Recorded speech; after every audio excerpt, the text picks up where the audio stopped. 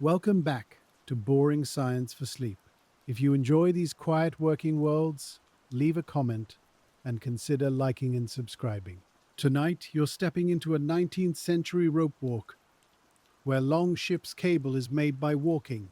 It's early, and the rope house feels cool, narrow, and unhurried, with a stove waiting to be stirred. You open a vent, and the air carries hemp fiber, old wood, and a faint note of pine tar. Along the floor, yesterday's rope rests on pegs, and you check it with a simple pinch of thumb and finger. You set out hackle combs, hooks, a top for closing the strands, and a tar pot that will need gentle heat. Outside, the harbor is still dim, but inside the day is already a routine of combing, twisting, and pacing.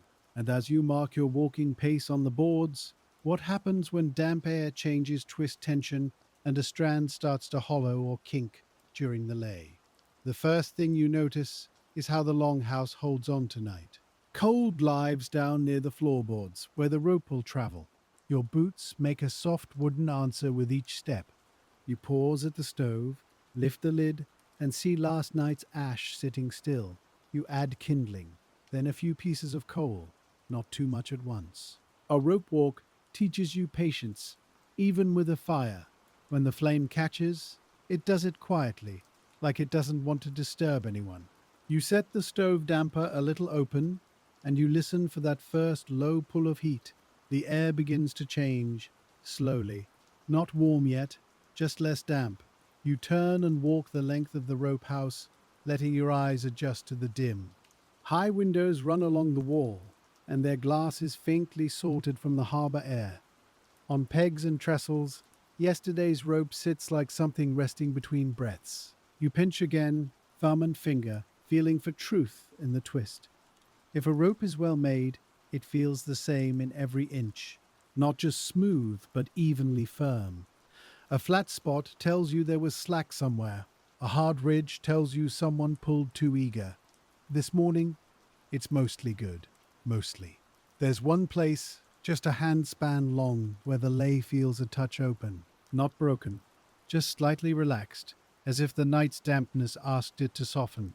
You make a quiet note in your mind, then let it go. The job doesn't reward worry.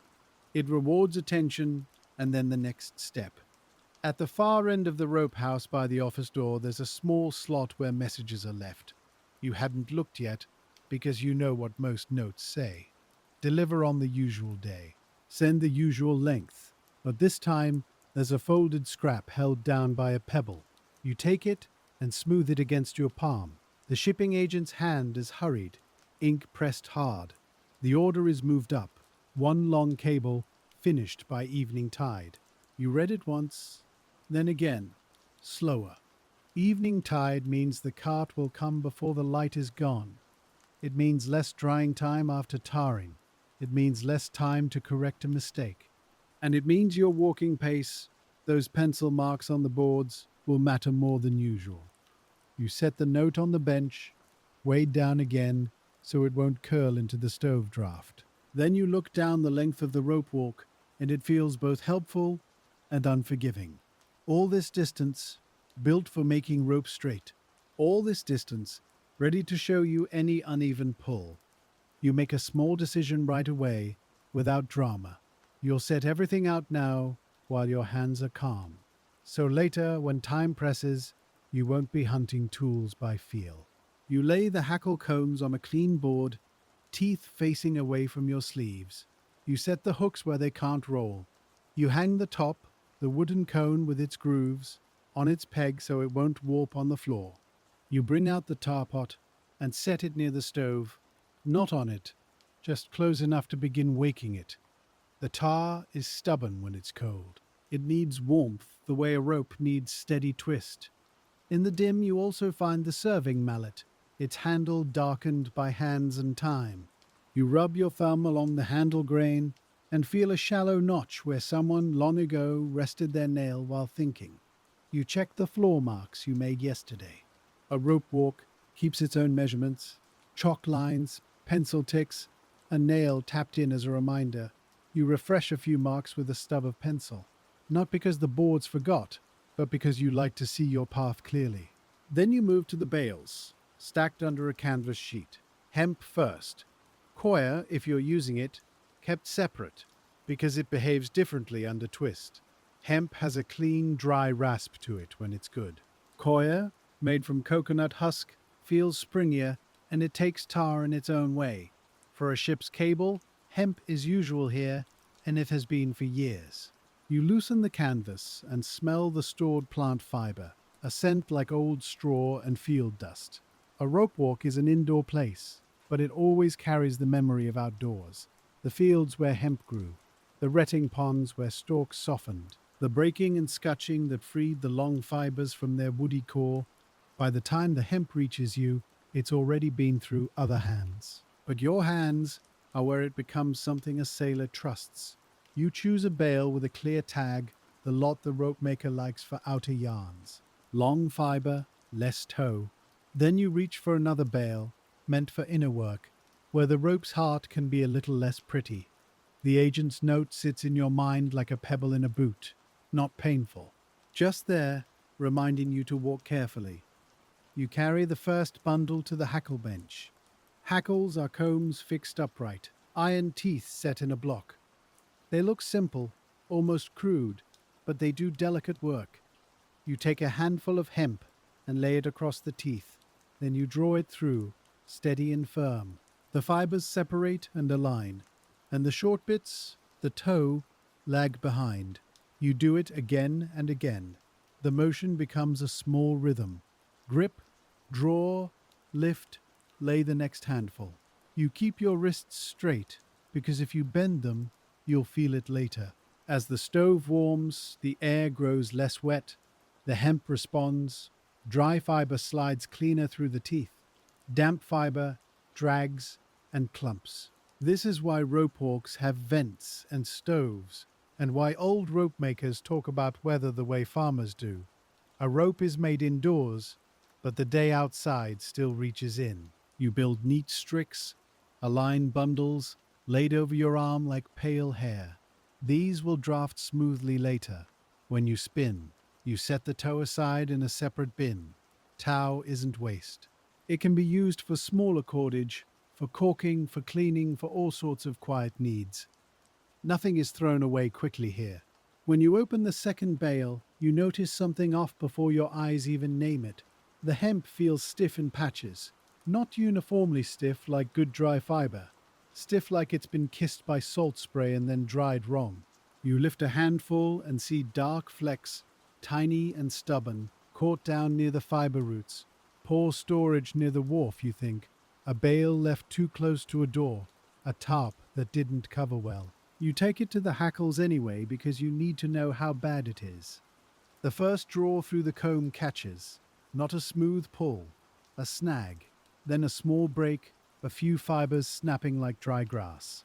The sound is soft, but your body hears it sharply. Breaking fibers now means weak yarn later. Weak yarn later means trouble during laying, when everything is under tension and moving. You don't stop, you test again, slower.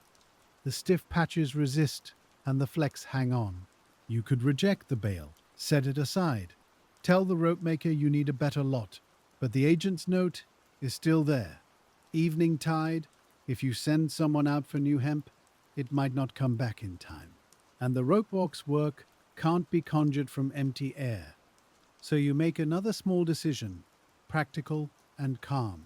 You'll blend this questionable fiber into smaller yarns meant for the inner strands. You'll reserve the cleanest, longest hemp for the outer lay, where wear shows first. Outer fibers take the chafe against timber and iron. They're what a sailor's hand feels when he pays out cable. If there's a weak place, you'd rather it be buried, but you also know the risk you're accepting. Mixed fiber behaves unevenly under twist. If you don't keep tension even later, the rope can hollow, creating a soft spot you might not notice until it matters. You work the stiff hemp more times through the hackles, not forcing it, just persuading it. Some flecks come free and drop like pepper onto the bench. Others stay. You pick out what you can with your fingernail. Then you lay these bundles in a separate stack and mark them with a twist of twine so you won't confuse them later. The stove gives a quiet crack as it settles into heat. You add one more piece of coal, not for drama, just for steadiness. A rope walk day is long, and the fire needs to last like a companion. As the light outside grows, the windows shift from dark grey to a muted pearl. You can hear faintly the first harbour sounds, a distant gull, a rope creaking on a mast, a cartwheel somewhere on cobbles. Inside, your world stays narrow, measured by the length of boards and the spacing of hooks. You keep combing, you keep sorting. You build enough stricks for the yarns you'll need. 3 main strands for a cable is common, though some ropes take 4. Each strand is made of many yarns, and each yarn begins right here, in your hands, passing through iron teeth. When your shoulders begin to feel the work, you switch arms. When your fingers prickle from the hemp's dryness, you rub them together and go on. You drink a mouthful of cool water from a tin cup, then set it down far from the hackles. Hackle teeth don't forgive clumsiness. They bite cloth and skin without malice, just because that's what they do. A little later, the rope maker arrives, not with a grand entrance, but with a familiar step. He sets his cap on a peg and looks at the stacks you've made. His eyes move the way experienced eyes do, counting without counting. He sees the separate stack marked with twine, and he nods once. No lecture, just understanding. You show him the agent's note, he reads it, and his mouth tightens slightly, then relaxes. He doesn't argue with paper. He adjusts the day. He asks you how the fiber feels. You tell him about the salt-stiff patches and the dark flecks. You tell him your plan, clean outside, mixed inside. He considers it, then agrees. He reminds you, gently, that the inner yarns still carry load. A rope isn't a shell, it's a whole body, and if the heart is uneven, the skin can't always hide it. You accept that, and you feel the quiet weight of it settle into your hands. Then the work shifts, from preparing fiber to making yarn, from bench work to walking. The rope walk finally uses its length. You move to the spinning area where the wheel and hooks wait. In some rope walks, it's a great wheel, in others a frame of spindles turned by a crank. Here, the setup is simple and sturdy, built for repetition. The rope maker checks the bearings and the drive strap. You check the hooks, making sure each turns freely. A hook that catches can make twist uneven. Uneven twist becomes uneven strain. Uneven strain becomes a hollow place that no one sees until it's too late. You take the first strick of clean hemp and attach the end to a hook. Your fingers tease the fibers, drafting them into a narrower bundle. The wheel begins to turn, slowly at first. The fibers take twist. They tighten into yarn. You feel that change through your fingertips. The moment loose plant becomes something with direction. The rope maker gives you the look that means start your walk. So you begin moving backward down the rope walk, heel to toe, careful not to tangle. Your hands feed the hemp, keeping it even. Too much pull, and it thins. Too little, and it fattens and lurches. The floor marks help. They give your body a pace to trust. Step, step, step. The wheel hums softly, and the yarn lengthens between you and the hook. This is the part that surprises people when they first see it. Rope is made by distance, not just by force, but by space. You need room for twist to travel along the fiber. A rope walk is a building built around patience. As you walk, you watch the yarn for signs of trouble. A slight fuzzing where fibers break. A thin section where draft ran too fast. A twist that looks too tight, wanting to kink. You correct these by tiny changes in your hands, not by stopping. Stopping makes lumps. Smooth work comes from steady motion. When you reach the far end, you don't turn suddenly. You slow, you let the wheel ease, and you wind the finished yarn onto a bobbin. Then you do it again and again. Many yarns, all meant to match. The repetition is calming, even with the day's deadline sitting in the corner. It's hard to panic while walking a measured pace. The building won't let you. It asks you to do the next step, and then the next. Mid-morning, the weather shifts without asking. The light outside dulls, and the harbor wind changes tone. A wet wind finds its way through gaps in the siding, and the air in the rope house cools. You feel it first on the backs of your hands. Then you see it in the hemp. Fiber takes moisture and swells a little. Swollen fiber grips twist differently. One yarn might tighten, another might stay looser, depending on how it was stored and combed. You hear the wheel sound change, just a touch, as resistance shifts. The rope maker walks to the vents and closes them partway, not all the way. You still need air, but less of this wet air. He adds fuel to the stove, and you watch the flame settle into a stronger burn. Then you make another decision together, a quiet adjustment in method. You'll spin slightly tighter to account for the moisture, so the yarn won't go slack later when it dries. The trouble is, a tighter spin makes the yarn want to untwist itself later, like a spring you've wound a little too far. So you keep your hands calm, and you keep the pull even, because calm is the only way to make tightness behave. You take the next strip from the clean stack, and you draft it a touch thinner, so the twist can seat itself through the whole bundle. The wheel turns with a steadier resistance now, not harder, just more deliberate. You listen for that soft, constant sound, a whisper of strap and wood and turning metal. It's the kind of sound you could follow with your eyes closed, if you had to. Your steps find the floor marks again, and you let the marks set your pace. Step, step, step. When the air is damp, the fibers don't slide past each other as easily. They cling just slightly, and that cling can hide a lump. So you watch for the small signs, a place where the yarn looks a shade thicker, or where the surface fuzz lifts. You correct it with your fingers, not by pinching, but by guiding.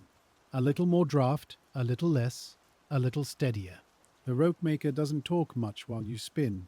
He stands near the head frame where the hooks are, and he keeps an eye on the twist building up. If too much twist gathers near the hook, it starts to snarl. If too little twist reaches the far end, the yarn stays soft and hungry for strength. Every few lengths, he stops the wheel for just a moment, and he runs the yarn through his fingers. He's feeling for the same thing you are, that even firmness that tells you the fibers are sharing the load. When he nods, you start again, and the day moves forward in measured walks. The questionable hemp, the salt-stiff stuff, comes later. For now, you build your best yarns first, because you know they'll become the outside of the cable. They'll be what faces chafe and weather and the simple roughness of use. You wind finished yarn onto bobbins, laying it in neat crossings so it won't tangle when it pays out. Each bobbin fills slowly, and the sight of the growing layers is its own quiet satisfaction. It's a simple geometry, thread over thread, held by nothing but tension and order. By late morning, the rope house feels warmer, though the windows still show a dull, wet light. The stove has settled into a steady burn, and the tar pot nearby is beginning to soften at the edges. Not ready yet, just waking. You can smell it faintly now, that resinous pine scent that sticks to the back of your throat. The rope maker sets a few empty bobbins in a row, ready for the next run. He prefers to have more yarn than he thinks he'll need. Running short in the middle of a lay is how you end up with hurried joins, and hurried joins show up later as hard spots. But the agent's note has changed the day, and today you're making just enough, and making it carefully. When you finally move to the mixed stack, you feel the difference right away. The stiff patches don't draft smoothly. They want to go all at once, then not at all. So you slow your hands without slowing your feet, and you let your fingers do the extra work. You tease the fibers apart before they reach the twist. You don't force them through the moment when they want to clump. And when a fleck catches, you stop the fleck with your nail and pull it free, rather than letting it ride into the yarn. That's time. A few seconds here, a few seconds there.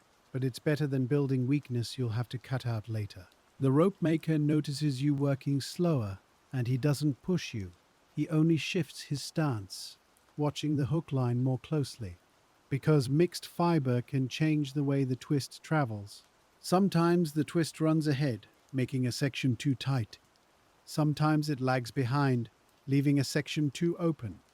So you keep looking down the length of yarn, watching the shine and shadow. A tighter twisted yarn looks different in the light. It's smoother. It reflects a narrow line.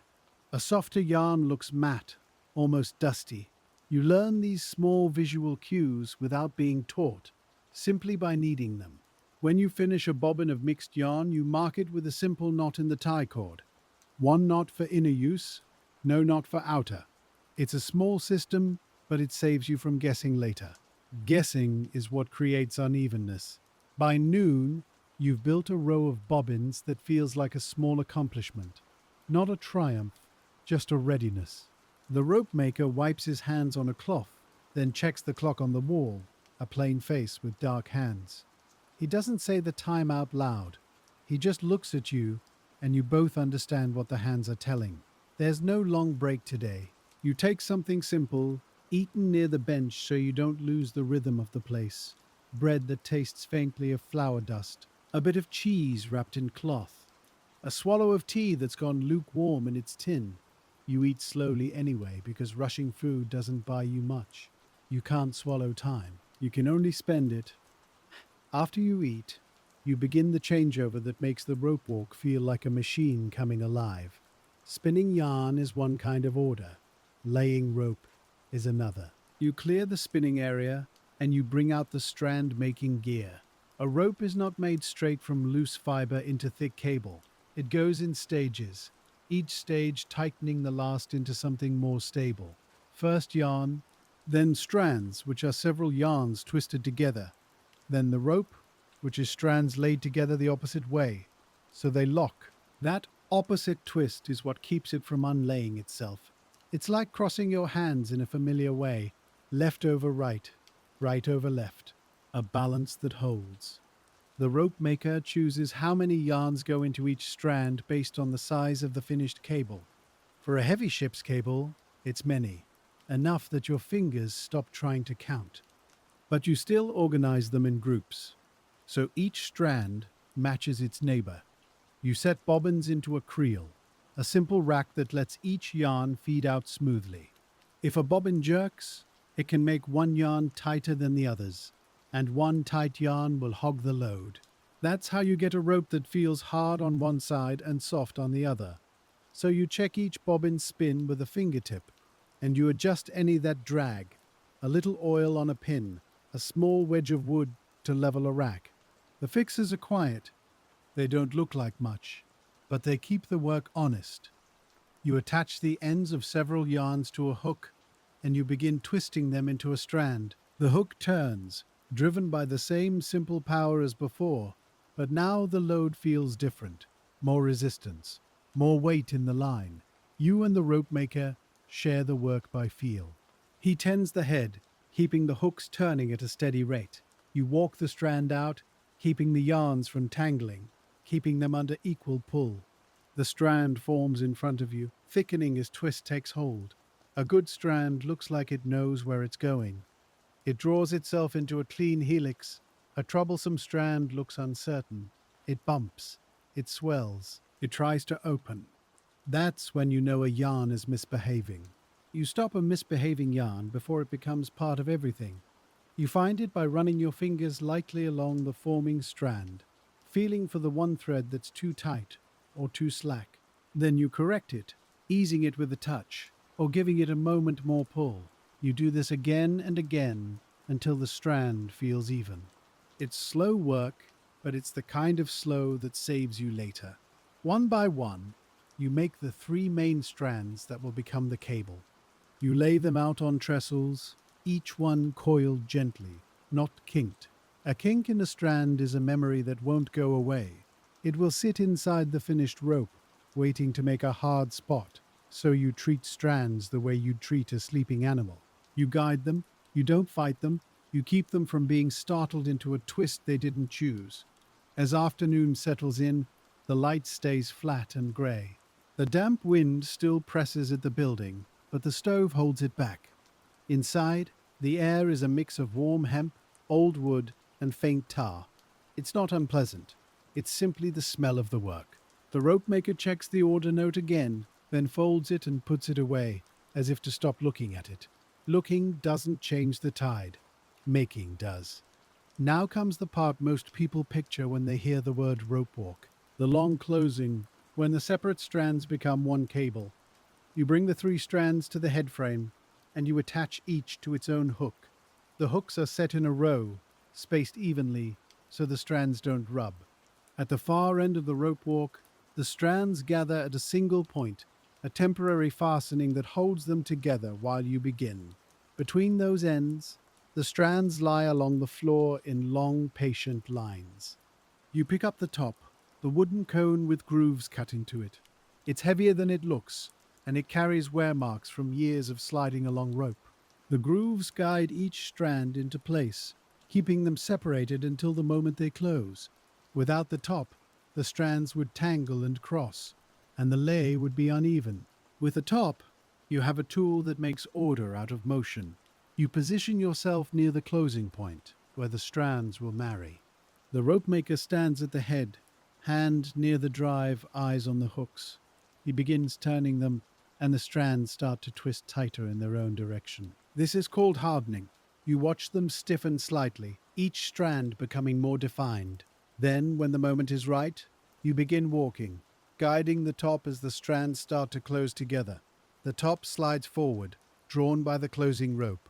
It's not pushed, it's carried along by the work itself. You hold it with both hands, steadying it, keeping it centered. You listen. A rope walk teaches your ears as much as your hands. A good lay has a soft creak, a steady complaint of fiber under tension. A bad lay has little clicks, sudden changes, the sound of one strand snapping into place too fast. You aim for the steady creak. Step, step, and the top moves with you, not exactly at your pace, but in its own patient glide. You can feel the tension through the wood. You can feel it pull like a living thing. As the strands close, you watch the bite, that place where the three become one. If the bite sits too far toward one side, your rope will be lopsided. If it pulses, opening and closing, your tension isn't balanced, so you adjust by tiny changes. A half step slower, a brief pause, a small easing of one strand by lifting it with your hand and letting it settle. These are motions you barely notice you're making, because your body has learned them. The rope maker watches the hooks, making sure they turn at the same rate. If one hook lags, its strand will be softer. If one hook races, its strand will overtwist and snarl. He makes small corrections with a practiced hand, not jerking the drive, just guiding it. The cable grows behind the top, darker and thicker, with a clean spiral. It's satisfying to see, even when you don't let yourself enjoy it too much. Enjoyment can make you careless, and rope punishes carelessness by remembering it. You keep your attention on the surface, on the feel through your hands. The damp day makes the fibers a little more resistant.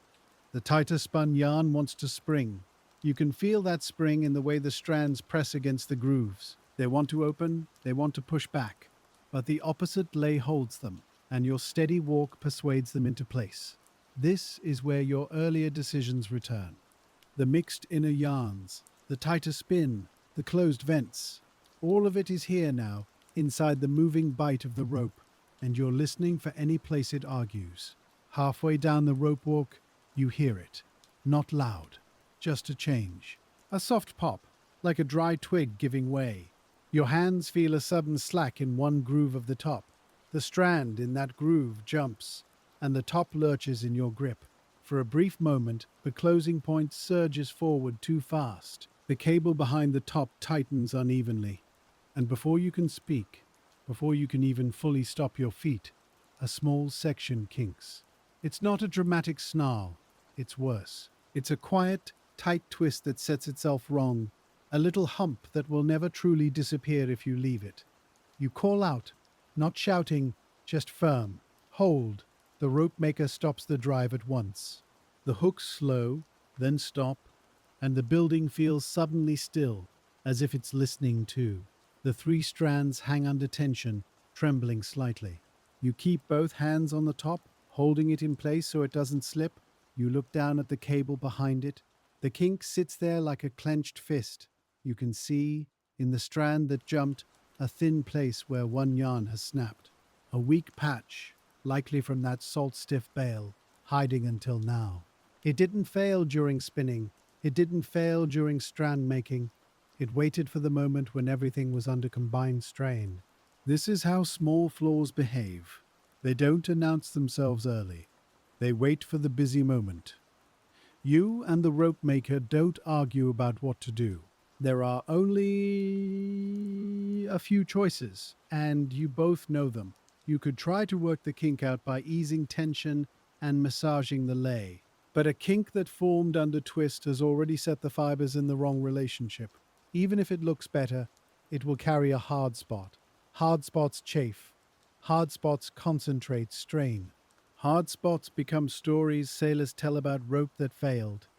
The other choice is slower and quieter. You cut back past the kink. You remove the damaged section. You splice in fresh yarn where the break happened, rebuild the strand, and then relay that length. It wastes time. It wastes work you already did, but it keeps the rope honest. The rope maker looks at the clock again, then back at the cable. He gives a single nod. You both choose the slower truth. He eases the hooks backward just enough to relax tension, not so much that the strands unravel, just enough that you can work. You secure the cable so it won't twist while you fix it. Then you take a knife from the bench, a plain blade kept sharp for hemp. You cut the cable back, cleanly, past the kinked section. The cut end opens slightly, like a flower you didn't want to see. Inside, you can see the structure, the yarns, the turns, the way the strands were holding each other. It's a reminder that rope is built, not grown. You find the broken yarn in the jumped strand, and you pull it out carefully. It comes free in a short length, frayed at the end. You set it aside, not because you'll reuse it, but because you want to see it, to understand it. The break shows dry, pale fiber inside, and that tells you something about storage. Salt and damp on the outside, dry weakness within. A bad combination. To splice in fresh yarn, you need matching material. Not just any hemp, the same kind of yarn, spun with the same tightness, so it behaves the same under load. You choose a bobbin from the mixed stack because this is an inner section and the strand needs to remain consistent. You draw out a length longer than you think you'll need because a splice needs overlap. In rope work, overlap is what makes strength. A butt join is a lie. An overlap is honest. You unlay a short section of the damaged strand, opening it enough to insert the new yarn. Then you lay the new yarn in, tapering the ends by teasing fibers apart so there isn't a sudden thick spot. You roll the splice between your palms, not hard, just enough to settle the fibers together. It feels slightly uneven at first. Then, as you work it, it begins to feel like one piece. This is the kind of work that looks almost idle to someone watching. Hands moving slowly, palms rolling, fingers picking. But it's where you earn the later smoothness. You and the rope maker work in quiet coordination. He holds tension where you need it. You adjust the splice, he tests it with a pull. Not a yank, just a firm draw to see if anything slips. When it holds, you both pause for a breath. The cable is now shorter by the length you cut away. Not much, but enough to matter when someone wrote a length on paper. That fact sits in the room without being spoken, because speaking it doesn't fix it. You return the strands to their proper place in the top grooves. You reset the closing point. You check that each strand has equal tension again. This time, you are even more careful with the first turns, because the rope will remember how you restarted. The rope maker turns the hook slowly. The strands harden again. You guide the top, and you begin walking. Step, step.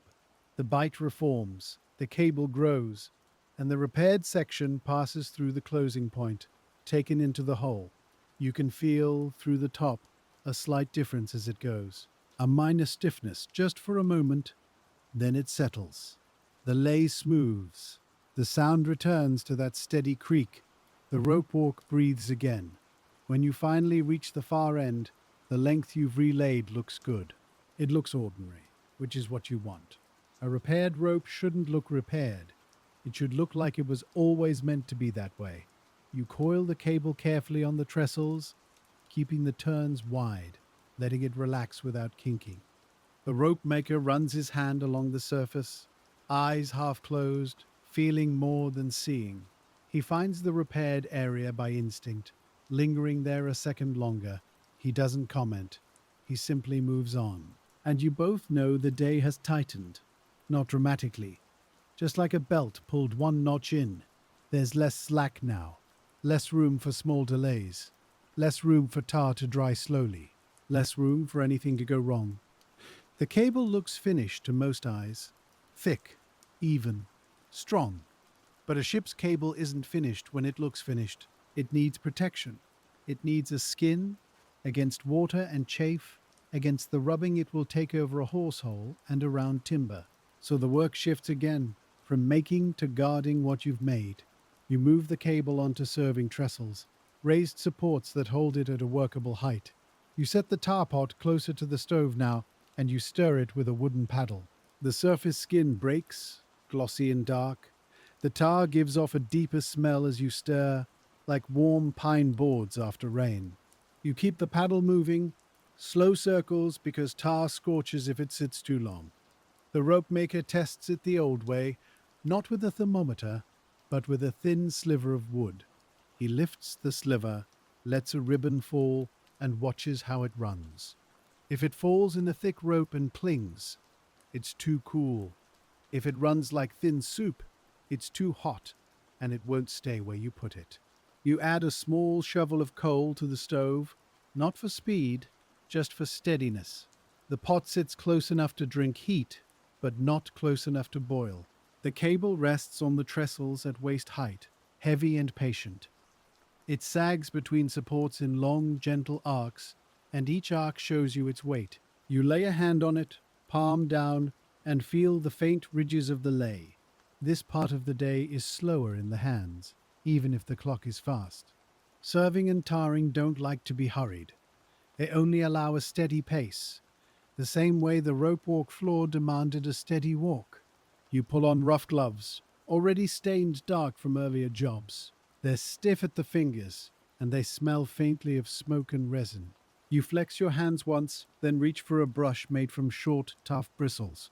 The first touch of tar is always a small shock. Not because it's hot, but because it's sticky in a way that wants to hold on. You press the brush against the cable, and the tar darkens the hemp immediately, changing it from straw color to deep brown. You work in a band as wide as your hand. Brush along the lay, then across it, so it gets into the shallow valleys between strands. You don't paint it like a wall. You press it in like dressing into leather. The rope maker sets out the serving yarn nearby. It's thinner than the cable by far, a small cord meant to become armor when wrapped tight. Serving yarn is often made from hemp too, sometimes already lightly tarred so it bites and holds. You hook the end of the serving yarn to the cable with a simple hitch, then pull it snug. Your other hand keeps a little tension on the spool, so it doesn't run away. The first few turns matter most, because they decide whether the wrap will track straight. You begin wrapping in the direction that makes sense against the cable's lay. If you wrap the wrong way, the serving can loosen as the rope works. If you wrap with the lay, it settles into the grooves, and it holds. The serving mallet comes next, a wooden tool shaped to guide and tighten the wrap. You set it against the cable, and as you pull the yarn, the mallet keeps each turn pressed close to the last. It's a simple tool, but it makes the wrap look like it was laid by a machine. You move an inch at a time, wrap, press, slide, wrap again. The cable turns slightly under your hands as you work around it, so the serving covers the full circumference. The sound is small and satisfying, a soft whisper as yarn slides over tar, a faint tap as the mallet settles each turn. And underneath, the quiet weight of the rope itself, saying nothing. You keep an eye on the tar's surface. As you work, it skins over again, a dark film forming where the air touches it. Every few minutes you stir, breaking the skin, keeping the pot honest. The damp day makes itself known here. Tar that would normally set to a firm tack stays tacky longer. It doesn't drip, but it clings to dust and hemp fuzz and anything careless. The air feels thicker and the finish takes longer to calm down. You see it when you look along the served length. In one spot, the tar is heavier, almost glossy like wet paint. In another, it looks dry, more matte, as if the brush skipped. The wrap is neat, but the surface isn't even. This is the kind of flaw that wouldn't break a rope, but it would make a sailor curse your work. A sticky patch grabs grit. A dry patch invites water. And both kinds of patch make the cable age unevenly. You stop your hands for a moment and just look, not judging, just seeing what's there. The clock doesn't like it, but the rope does. The rope maker comes to your side and runs his thumb along the uneven band. He doesn't press hard. He's feeling the thickness the way the surface gives. He glances toward the windows as if to measure the dampness by sight.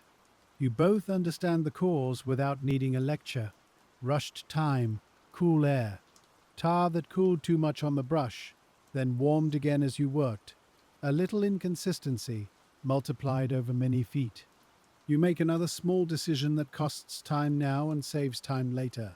You'll redo that section before you go any farther, because once serving yarn is on, you can't fix what's beneath without cutting it away. You unwind back a short distance, careful to keep the serving yarn from snarling. You lift the wrap with the mallet edge, not cutting, just easing it loose. Then you rewarm the tar properly. You pull the pot a touch closer to the stove. Not close enough to boil, but close enough that the surface goes glassy again. You stir slowly, and the tar becomes more uniform, less stubborn. When you lift the brush now, it loads evenly. The bristles hold a consistent amount, not clotted, not thin. You lay it on again, pressing it into the cable with the flat of the brush, and then with your gloved palm. Your palm moves along the rope like you're smoothing dough. You're feeling for ridges, for lumps, for any place too thick. The glove drags a little, and that drag tells you the tar is at the right stage. Then you serve again. Wrap, press, slide. The turns sit closer now, and the surface looks more even, a clean, dark sleeve. You roll the cable slightly as you work, turning it so the wrap keeps its alignment. Rope is round, but your eyes always want a line to follow, so you pick a strand ridge as a guide, and you keep the serving tracking against it. This is where the rope walk feels like quiet music, not loud music, just rhythm. Pull, tap, breath, step, breath, step. The rope maker doesn't stand over you. He moves along the trestles, checking the length already served, then checking the pot, then checking the clock again. He is measuring 3 things at once: the quality, the temperature, the tide. Every so often he takes the brush and coats a fresh stretch ahead of you. This leapfrogs the work. He tars, you serve, and the served section follows behind like a finished road. You notice how the rope changes under the wrap. The served cable feels smoother, almost waxed, but still with a firm grip. The raw cable feels more alive, more textured, fibers ready to lift if rubbed. Serving quiets the surface. It turns fuzzy hemp into something that will slide through wood and iron without losing itself. You work past the repaired area without calling it out, but your hands know where it is. There's a slight change in stiffness, a memory in the lay. You slow by half a breath and make sure the tar goes in well there. This is one of those human moments that never goes in ledgers. No one asks you to give extra care to a splice, but your hands do it anyway, because you'd rather sleep later without thinking about it. The tar smell grows stronger as the afternoon goes on. It settles into your sleeves. It catches in your hair. Later, when you wash your hands, you'll still find it at the edges of your nails. Outside, the harbor is moving now. You can hear it through the walls. Faint shouts, a chain run, a cart creak. The rope walk stays inward, but the world is reminding you why this cable is being made. At one point, you wipe the brush on the pot rim, and a small string of tar stretches and breaks. It lands on the floorboard in a neat drop. You scrape it up right away. Tar on the floor becomes tar on boots, then tar tracked everywhere. A rope walk is long and mess travels far. Shh, you keep serving. Foot by foot, yard by yard, the cable becomes darker and more finished. The trestles hold it steady, but you still feel the rope's desire to twist if you let go wrong. So your grip stays sure, not tight, just certain. The damp air still makes the surface slow to set. When you touch the served section lightly, it doesn't come away clean. It leaves a faint tack on the glove. Not a smear, just a reminder. The rope maker decides to change the plan slightly. Instead of dressing the entire length heavily, he keeps the tar coat moderate, then relies on the serving to do more of the sealing.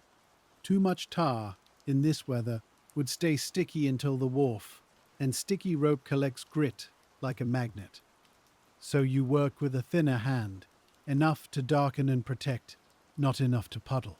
This is one of those compromises that rope makers learn from seasons, not books. You also rotate the cable a little more often now, so the tar doesn't settle unevenly on one side while it rests. Even on trestles, gravity is always working. A thick coat will slump if you let it. The work continues in this measured way until the last section is served. When you reach the end, you finish with a binding that won't unravel.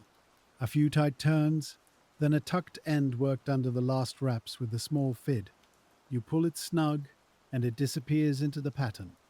You take a step back and look along the full length, dark, even, and quietly handsome. The cable looks like it belongs to the sea now, not because it's romantic, because it's protected. But it still isn't ready to be trusted, not until it's been stretched, not until the lay has settled under steady pull, and any small unevenness has had a chance to show itself. You begin clearing the serving tools. Brush into a tin, handle out. Mallet hung on its peg, serving yarn wound tight and set aside. You put the tar pot lid on to keep the skin from forming too thick. The next setup is for stretching. In the rope walk, stretching isn't dramatic. It's controlled. It's slow. It's the rope being asked to take its shape for good. You and the rope maker move the cable off the serving trestles and back along the floor. You do it with care, guiding the heavy coils so they don't flop and kink. A kink now would be a bitter thing, like a wrinkle ironed into cloth. At the head frame, you attach the cable end to a strong hook, not the spinning hook, but the larger fixed iron meant for heavy pull. At the far end, you lead the cable around a post and back, creating a simple purchase that lets you tension it steadily. Some rope walks use weights, some use a capstan. Here, it's a combination of leverage and practiced hands. You begin taking up slack, not all at once. You pull, then hold. Pull, then hold. The rope responds slowly, like it's waking. The lay tightens a little, the ridges becoming slightly more pronounced, then settling. You watch the served surface as it comes under tension. If the serving was uneven, you'd see gaps open. If the cable had a soft hollow, you'd see a slight flattening at a point, but mostly it holds true. The rope maker listens again. Under tension, a rope speaks differently. It creaks less, it hums, almost, a low, steady note of fibers sharing load. He puts a hand on the cable and closes his eyes for a breath. Then he nods, and you increase tension a little more. Just enough that the cable is straight between supports, not sagging. Now comes measuring. Not the romantic kind, the practical kind that decides what gets written on the tag. You bring out a marked line, a smaller measuring cord with knots or ink marks set at known lengths. Some rope walks use a tally board and fixed marks on the floor. Here, you use both, because mistakes cost more than time. You set the beginning at the hook end and align it carefully. Then you walk the measure along the cable, calling counts in a low voice. The rope maker answers, and he marks the tally. This call and answer isn't ceremony, it's error checking. Two minds holding the same number so it doesn't slip. As you count, you also feel. Your hand slides along the served surface, light pressure, sensing the shape beneath. Numbers tell you length, hands tell you quality. You find one spot where the surface feels slightly fuller. Not a lump exactly, just a place where the serving sits a hair higher. You pause, press with your thumb, then move on. It doesn't feel dangerous. It feels like the kind of variation that happens when you're human and the air is damp. The rope maker brings out a simple gauge for diameter. Not a caliper with fine markings, just a wooden slot cut to the size ordered, and maybe another slot for the next size up. He slides it over the cable in a few places. It passes with a snug fit. That's what you want. Then you reach the point everyone has been carrying silently. The last marks. The final count. You call it out, and the rope maker's pencil hesitates for a fraction. Because the number is short. Not wildly, but enough that it can't be ignored. The cutback, after the kink took length with it, and the extra relay didn't magically create more rope. You both knew this was coming, but knowing doesn't make it softer. The rope maker checks the agent's note again, then checks the tally, then checks the cable end. He doesn't look angry. He looks like a man doing sums without wanting to. There's no time to make a whole new cable. Even if you started now, the tide would win. And hemp doesn't care about paper deadlines. It only becomes rope at the pace it becomes rope. So you stand there with the short measure and the honest facts. And you consider the choices that are common in quiet trades. Not celebrated, but used. One choice is to send it anyway and hope no one measures. That would be easy in the short term and ugly in the long term. A Ropewalk lives on reputation. Dock workers talk, sailors talk, agents talk, and rope that comes up short becomes a story that doesn't fade. Another choice is to add length by joining, not by tying a knot, which would be foolish on a cable meant for heavy work, but by making an end splice, the proper way, the traditional way. An end splice won't be as seamless as a single piece, but it can be strong and it can be honest, and it can give the few extra feet needed for a specific use. You and the rope maker exchange a look that says, "We'll do it the right way, and we'll tell the truth about it." He chooses the use case carefully because not every job aboard ship can accept a splice in the same place. Some lengths are cut and fitted anyway. Some are meant for lashings, not anchor work. Some are used where a splice will never pass through a tight opening. The agent wanted a cable for the evening tide. He didn't specify every detail of where it would sit, so the rope maker decides to provide an end splice and label the length plainly so the ship's bosun can choose how to use it. You begin preparing the end for splicing. You ease off tension slightly, not letting the cable go slack, just making it workable. Then you unlay the last part of the rope carefully, separating the 3 strands.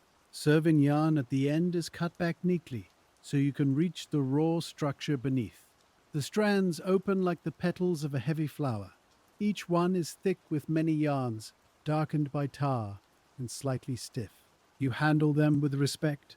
A strand will hold a shape if you let it, and that can make a splice clumsy. You measure the length of unlay needed for the splice, using your palm and forearm, the old body measures. Too short, and it won't hold. Too long, and it makes a bulky end that catches. There's a right amount that rope makers learn by doing it 100 times. You tape the loose ends with small binds of twine so the yarns don't fray apart while you work. Then you bend the rope end back onto itself, forming the eye or the enlarged end that the splice will create. Depending on the intended use, it might be an eye splice for a hook or shackle, or it might be a short extension splice with a simple finish. Here, you're making an end splice that adds usable length and creates a finished end that won't unravel. You lay the strands along the standing part of the rope, and you begin tucking, over one strand, under the next.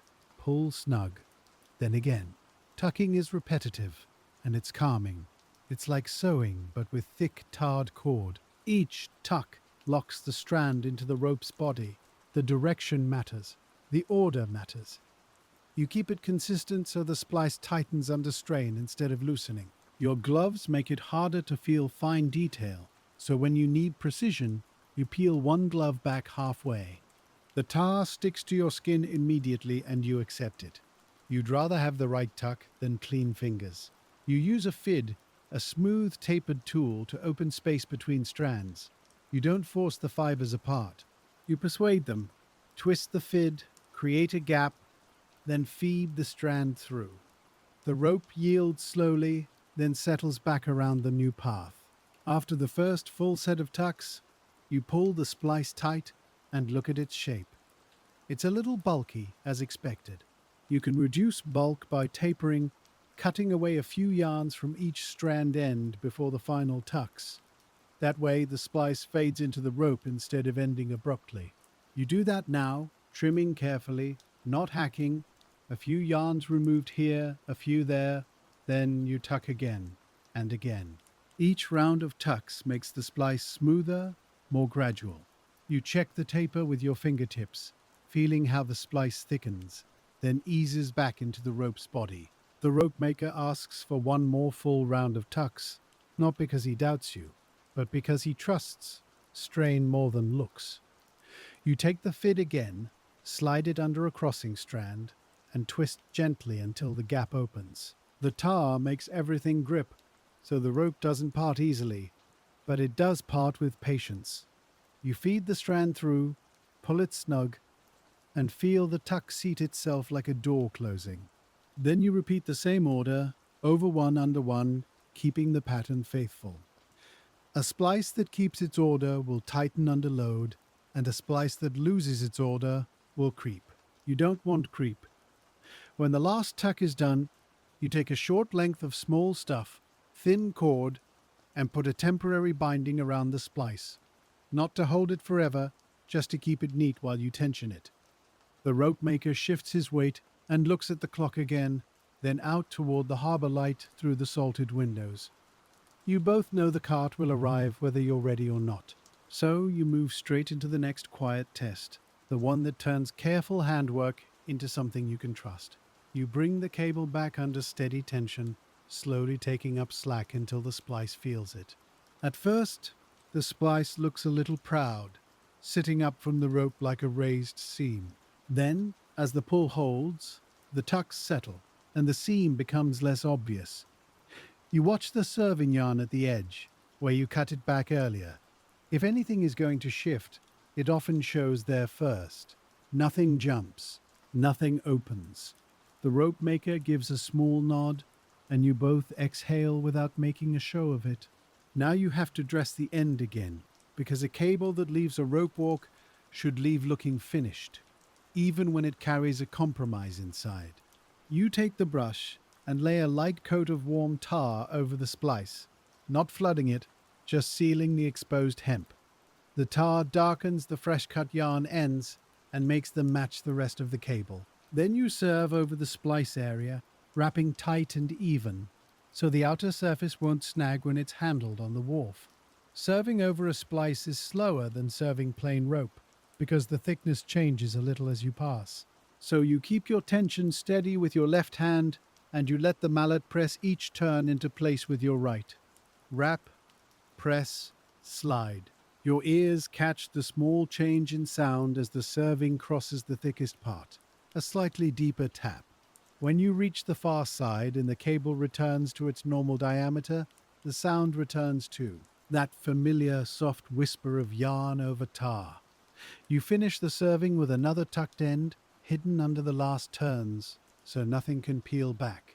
Then you stand for a moment and look at the cable end. It looks like it belongs.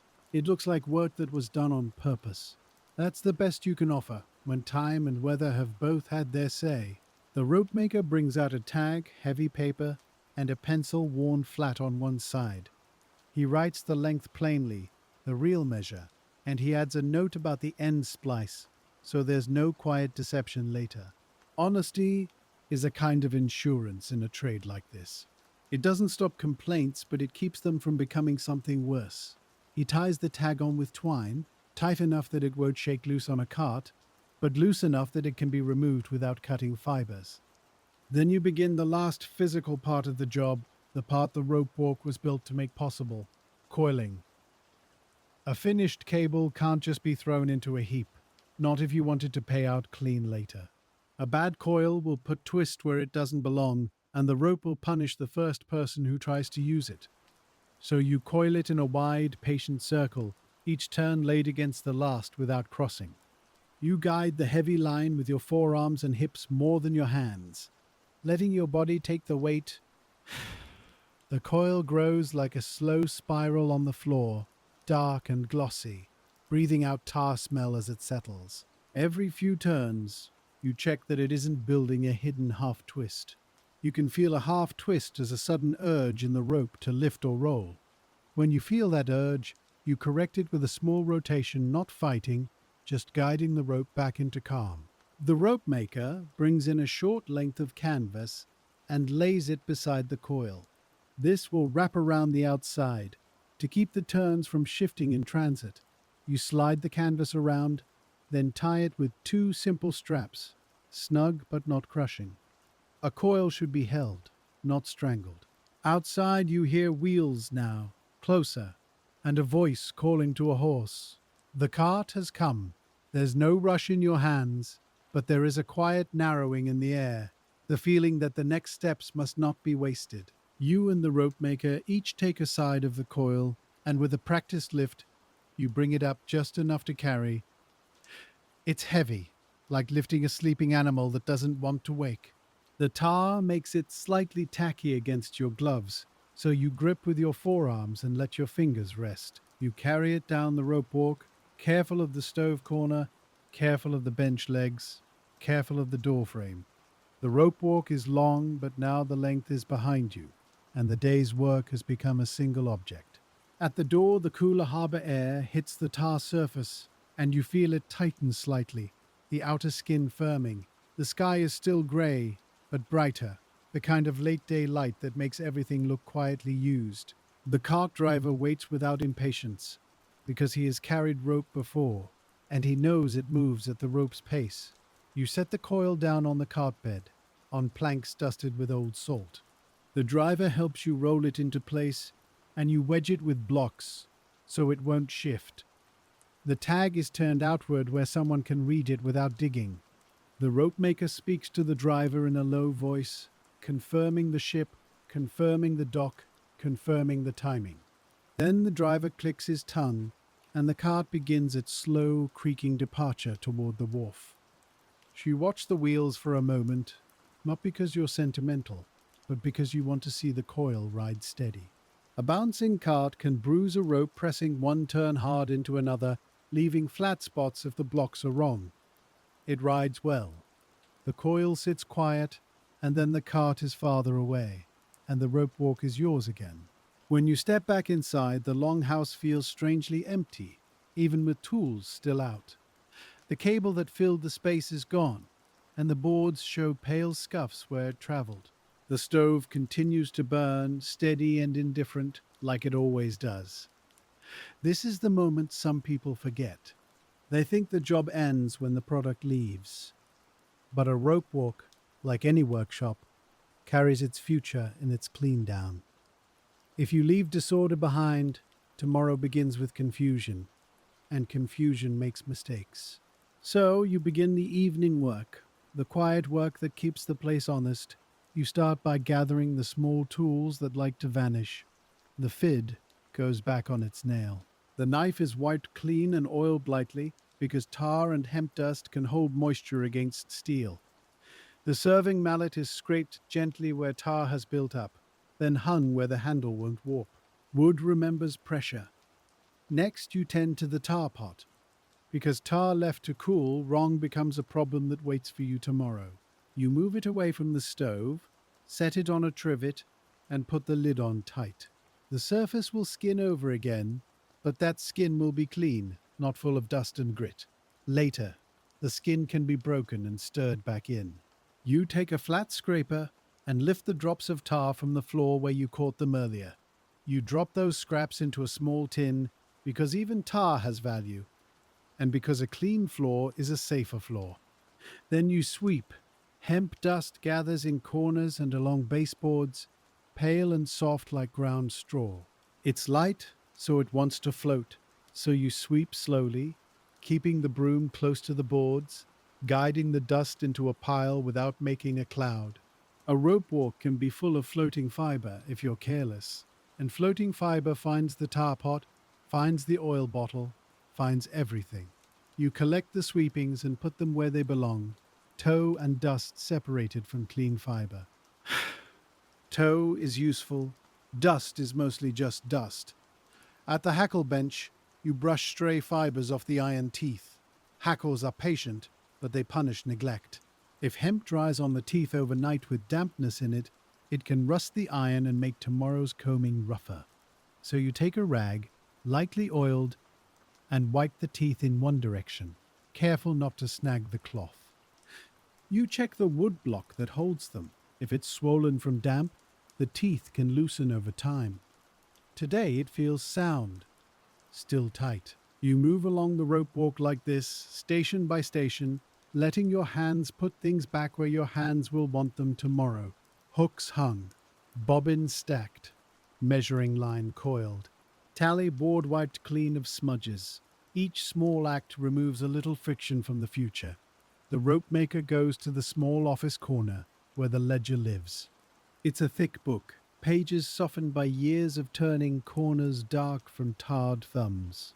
He sets it open on the desk and weighs it down with a small iron so it won't close on its own.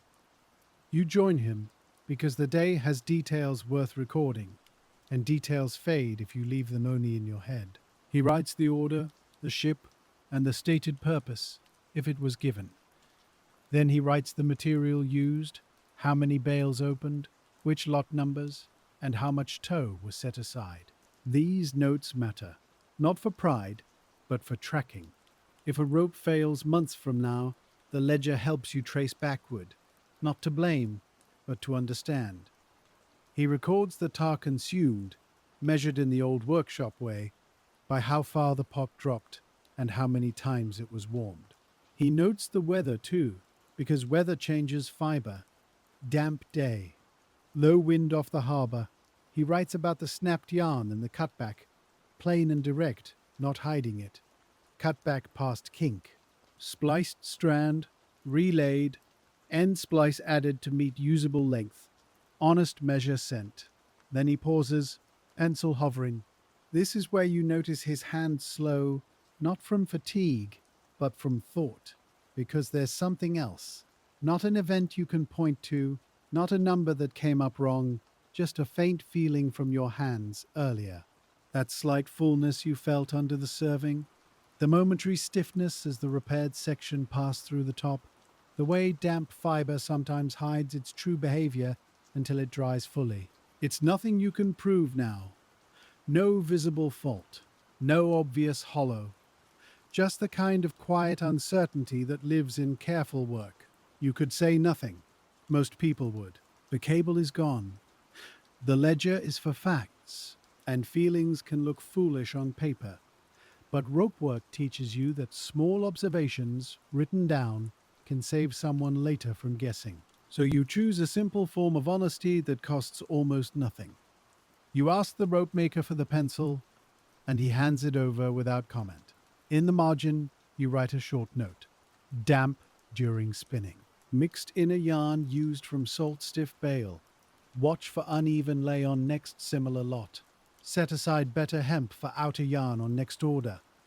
It isn't dramatic. It isn't an accusation. It's a breadcrumb for the future. You hand the pencil back, and the rope maker reads what you wrote. He nods once. Then he closes the ledger carefully, as if closing a day's mouth. Back out on the floor, the rope walk looks longer without rope moving through it. The boards stretch away, marked with old chalk and faint tar stains. Your pace marks are still there, Ansel ticks that won't matter until the next walk begins. You go to the creel rack and check the remaining bobbins.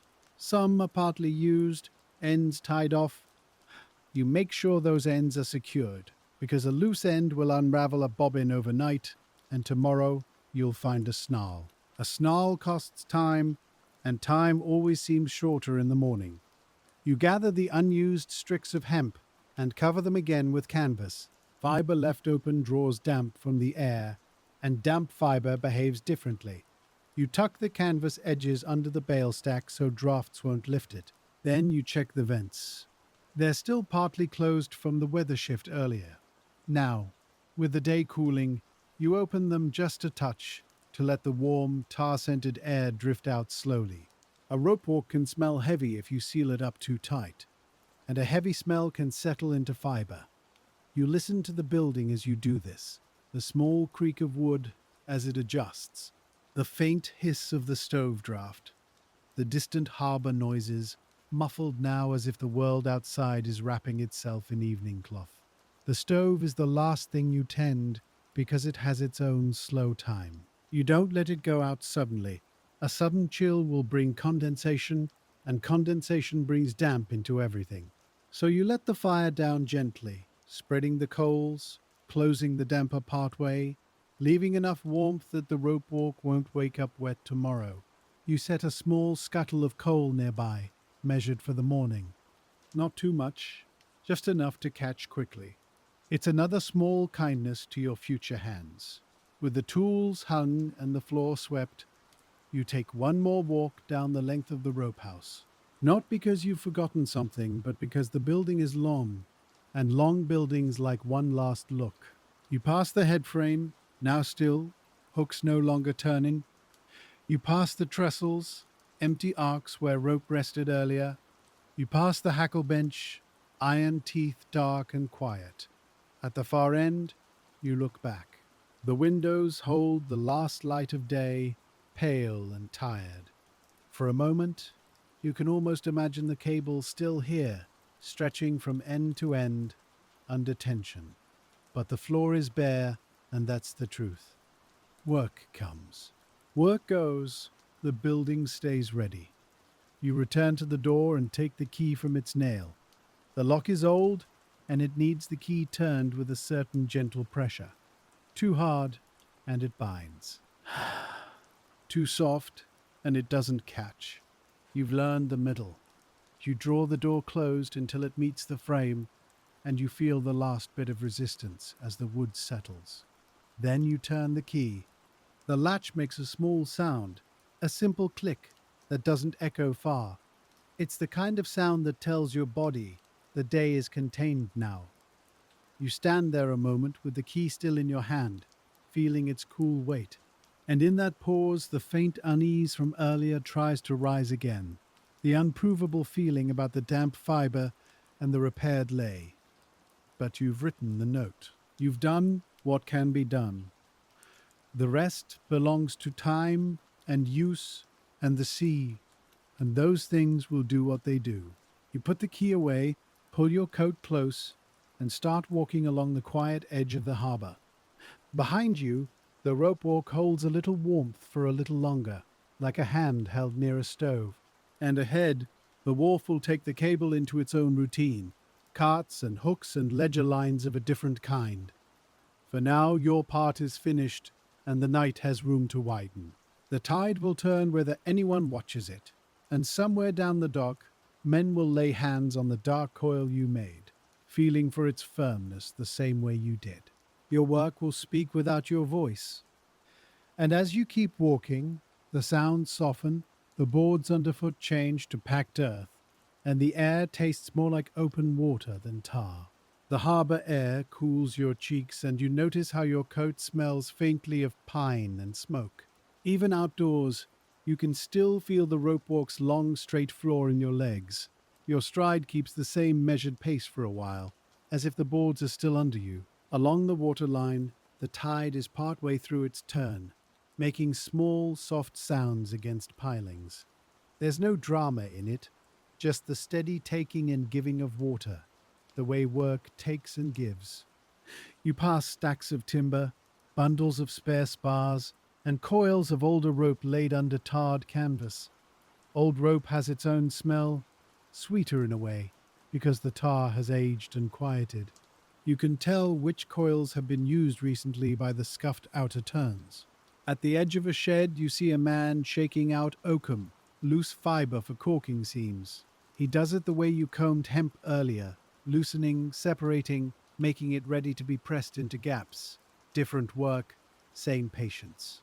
Your hands feel tired in a clean way, not sore yet, just aware. You open and close your fingers once, and the skin at the creases still feels sticky with tar. A few minutes later, the sound of wheels grows behind you again, and you step aside without hurry. A second cart passes, empty, its bed stained dark from years of hauling cordage and barrels.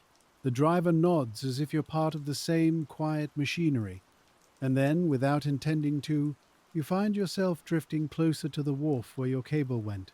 Not because you're checking on it like a parent, just because you understand where it fits next and your mind likes a complete chain. Near the dock, men are sorting gear by lantern light that has just begun to matter. A hook is tested against a ring. A shackle pin is turned, backed off, turned again, greased with thumb and forefinger. This is how work looks when it's done well. It doesn't look like anything at all. You see your cables coil on the planks, the canvas straps still holding it in a calm circle.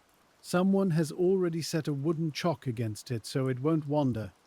The tag you tied on is visible, hanging where a hand can reach it.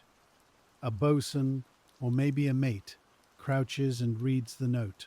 His lips move slightly as he takes in the measure and the mention of the end splice. He doesn't react much, but his hand rests on the coil as if he's listening through it. He calls to another man, not sharply, just with the tone of someone continuing a list. They talk about where it will be used, not whether it will be used.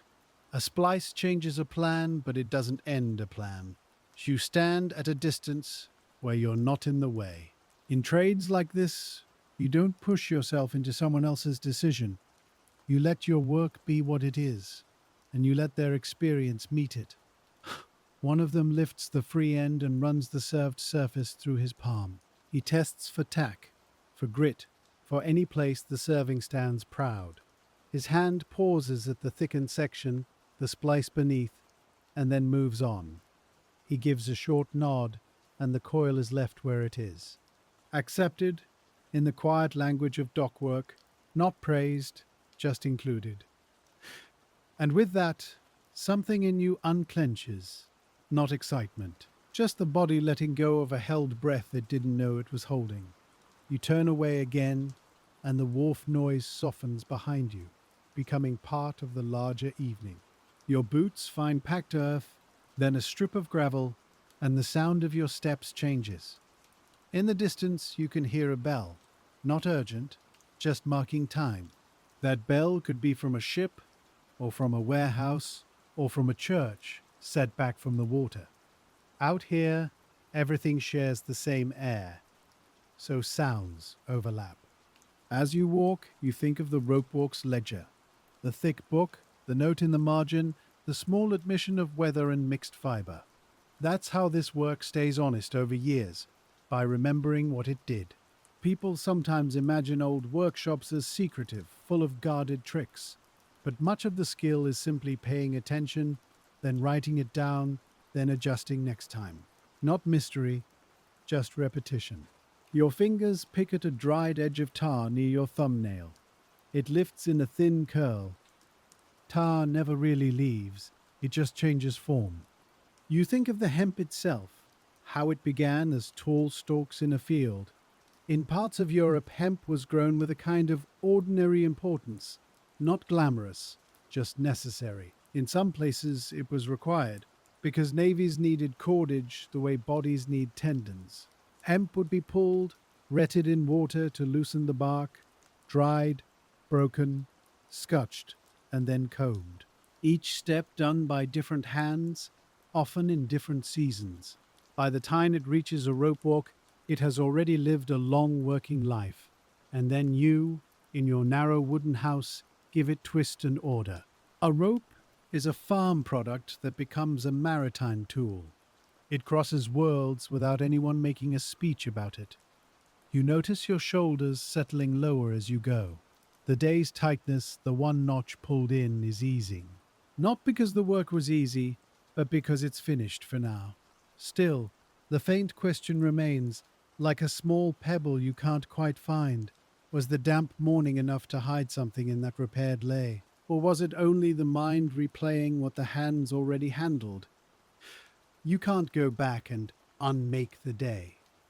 That's one of the quiet truths of rope work. Once twist has traveled and set, you don't undo it without cost. You reach a place where the harbor road widens and the air smells less of tar and more of seaweed and wet stone.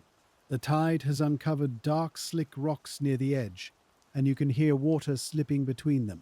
It's a sound that matches the rope walk in a strange way, steady and continuous. For a moment, you picture the rope walk itself from above, a long, narrow building, almost like a hallway built for a single purpose. Rope walks were often set at the edges of towns because they needed space. In some cities, they ran for hundreds of yards, long enough to make ship cable in one unbroken length. The buildings could be plain, but the land they took was valuable. That's part of why rope making changed later, when power machinery and different fibers arrived. But in the 19th century, a rope walk still made sense. A straight building was cheaper than complicated machines, and human walking was a reliable kind of motion. Walking also made quality visible.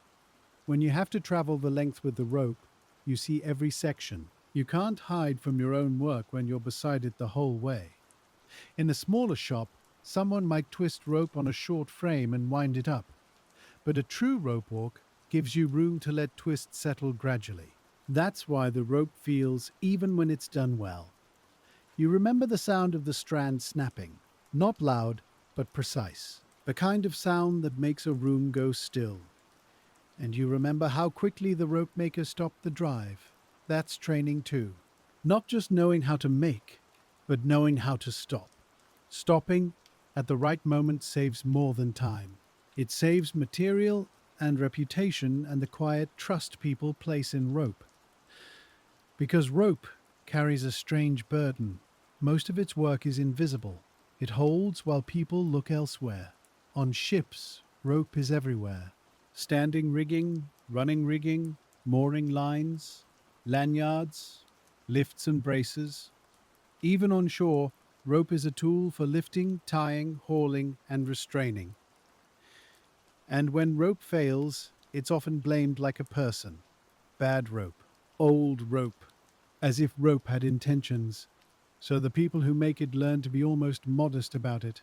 They don't promise miracles. They promise careful twist, good fiber, honest measure.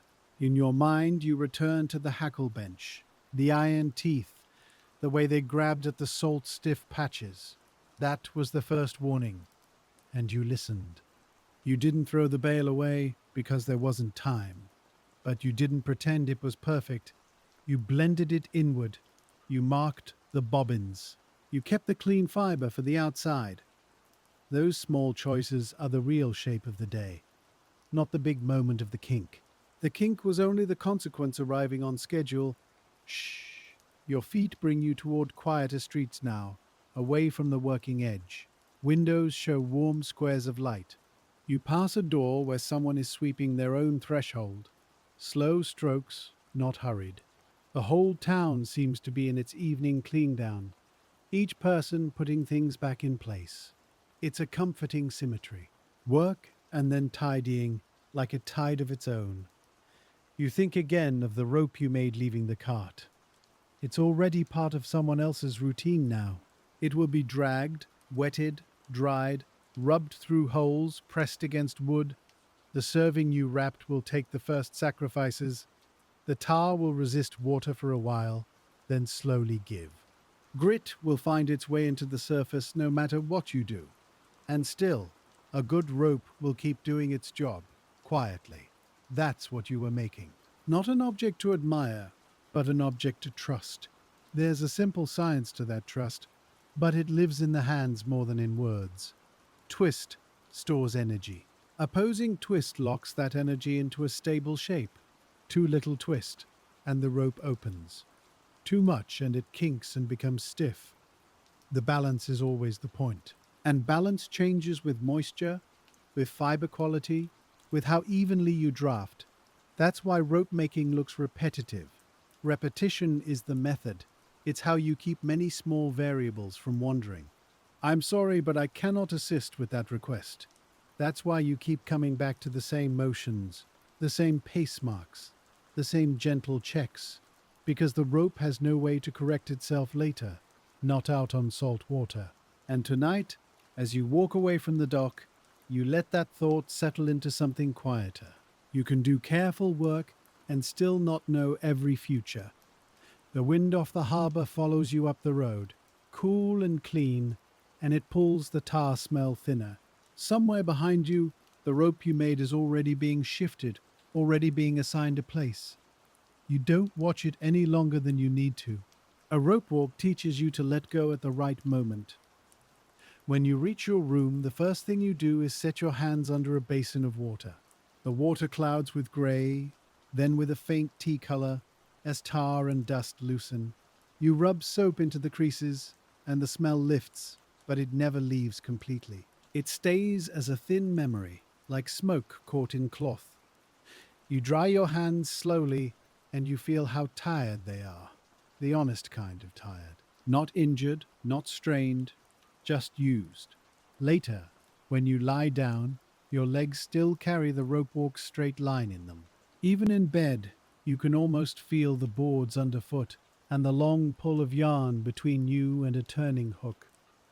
Sleep comes in pieces at first, a few minutes, then a waking thought, then a longer drift. And in that drifting, you find yourself back in the rope house, checking the lay with thumb and finger. You wake once, not sharply, just briefly, with the sound of that small pop in your mind. Then you let it go again, because the sound has already been answered by your choice to cut back and splice. Some things can be fixed, and you did fix them. Morning comes without ceremony, pale light, and the faint call of gulls. You dress, and your coat still carries the workshop's pine note even after a night. When you reach the rope walk, the building looks the same as always, long, narrow, patient, as if yesterday's urgency never happened. You unlock the door, and the familiar cool breath meets you, old wood, hemp, and a trace of tar resting under a lid. Inside, the stove is cold now, and the ash has settled into a flat grey. You stir it anyway because you like to see what's there. Then you set a small fire the way you always do, kindling first, then coal, then time. The rope walk warms gradually, as if it prefers to be persuaded. Shh! The rope maker arrives not long after, and you see by his face that something has already reached him. Not anger, just information. A runner from the dock has been by early with a message folded small. The cable was loaded, it was accepted, it went aboard. That's the first relief, quiet and plain. The rope walk's name stays clean for another day. But then comes the second part, the part that makes you set your hands on the bench for a moment.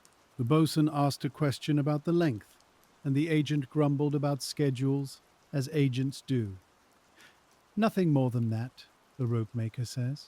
No complaint about the splice, no claim of poor work, just the usual irritation of men who live by tide tables. You nod, because that's how it always goes. Good rope is rarely celebrated, it's simply absorbed into someone else's day. Still, the rope maker takes the ledger down again. He opens to yesterday's page, and he reads your margin note as if it's new. He taps the paper once with a fingertip, and then he looks at the bale stack. The questionable hemp is still there, covered under canvas, waiting. He decides, without debate, that it won't be used on outer yarn again, not because it caused disaster, but because it asked for too much attention to behave. There's a kind of economy in that decision. The cheapest fiber can become expensive if it steals time and sleep. So, you both move the marked bale to the side, and you chalk a note on its tag for smaller stuff only, seizing twine, light line, things that don't carry a ship's full trust. That's the practical aftermath, the way lessons become habits. No speech, just a change in where a bale sits. The rope maker also asks you to check the remaining bobbins from yesterday, the ones you marked with knots. You unwind a little from one, just enough to feel the yarn spring. It still wants to twist back on itself, tight spun from damp air. You can feel that stored energy like a coiled reed. You tell him, and he nods, because it matches what you both expected. Tighter spin behaves like that. It always does. Then, because the rope walk is a place of routine, you start the day's ordinary tasks.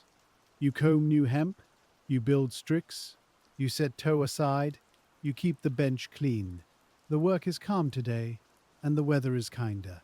Dry air, brighter light, less swell in the fiber, and yet, in the middle of this calm, the day brings one more small escalation, the kind that doesn't feel like drama until you look back. Near late morning, the same runner comes again, slower this time, not breathless. He has another message from the dock. Not a complaint, not yet, but a simple note passed along. The bosun says the cable paid out smoothly, no kinks in use, no ugly twist in the coil. That means your coiling held true. The canvas straps did their job, the turns stayed calm on the cart and the planks. Then comes the line that makes your attention narrow. The served surface felt tacky longer than expected, and grit clung in a few places. It wasn't enough to stop anything, but it was enough that a sailor noticed and mentioned it. This is the consequence of the damp day, arriving softly, exactly as you predicted.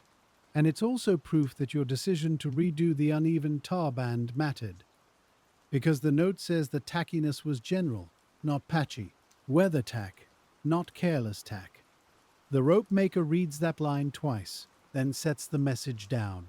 He doesn't scold you for the air being damp yesterday.